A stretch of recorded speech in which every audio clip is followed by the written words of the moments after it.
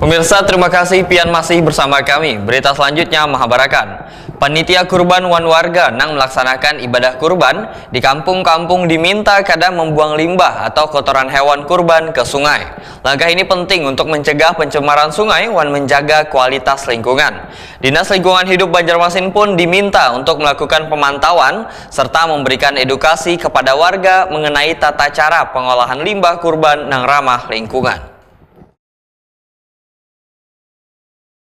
Panitia kurban wan warga yang melaksanakan ibadah kurban di kampung-kampung diminta kada membuang limbah atau kotoran hewan kurban ke sungai. Langkah ini penting untuk mencegah pencemaran sungai wan menjaga kualitas lingkungan. Himbauan ini disampaikan Wakil Ketua DPRD Banjarmasin Hari Wijaya, Wetakwani Prima TV jelang tengah hari Senin 2 Juni 2025.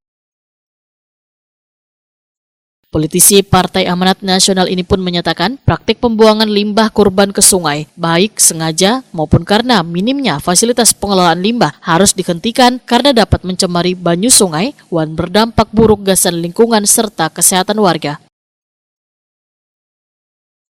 Sungai adalah sumber kehidupan sehingga jangan sampai tercemar gara-gara kelalaian dengan membuang limbah kurban. Hari Wijaya menyatakan semangat berkurban seharusnya sejalan dengan semangat menjaga lingkungan. Karena ibadah kurban adalah bentuk kepedulian sosial, maka seharusnya pula disertai dengan kepedulian terhadap lingkungan. Karena limbah ataupun kotoran hewan kurban dapat dikelola dengan cara dikubur di tanah.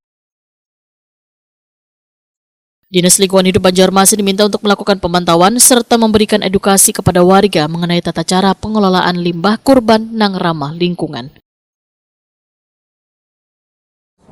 Jangan mencemari sungai dan untuk higienisnya lebih bagus menggunakan air bersih.